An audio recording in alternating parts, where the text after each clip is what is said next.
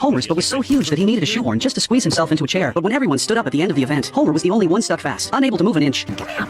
Our kids just did something amazing. Okay. He thrashed around like crazy, shaking the screws on the chair loose until he suddenly stood up, yanking an entire row of chairs right along with him. The whole room roared with laughter at his utter humiliation. In the chaos, chair parts went flying in all directions, hitting quite a few spectators. Homer was so mortified that he scrambled to escape, only to get wedged in the exit door. Oh, damn it! The next day, reporters mocked him, saying he was as round as a small spaceship, determined to lose weight. Homer was about to start his plan when Marge pulled a flyer for an anonymous dieting group out of her hair and handed it to him. But when Homer walked into the group's meeting room, he was floored. The place was packed with people just as overweight as him, and they were all bragging about how much weight they gained lately. Turns out this wasn't a weight loss class at all. It was a support group for fat people. The table was loaded with high-calorie snacks, wafting a mouth-watering aroma through the air. The group's founder, Albert, began brainwashing Homer. Weight was never a problem. The fatter you were, the more beautiful you were. In an instant, Homer felt a surge of pride over his own size. Later that day, the group staged a protest outside a clothing store that only sold pants in size 21-inch waist. But the police soon showed up and arrested all of them, locking them in jail cells. Marge bailed Homer out, but he was squished between a bunch of overweight folks, and it took every ounce of his strength to squeeze his way out of the jail door. Marge told Homer that joining that group was the worst mistake he'd ever made. No sooner had she said that than the group members pressured Homer to choose between his family and them. Marge thought the answer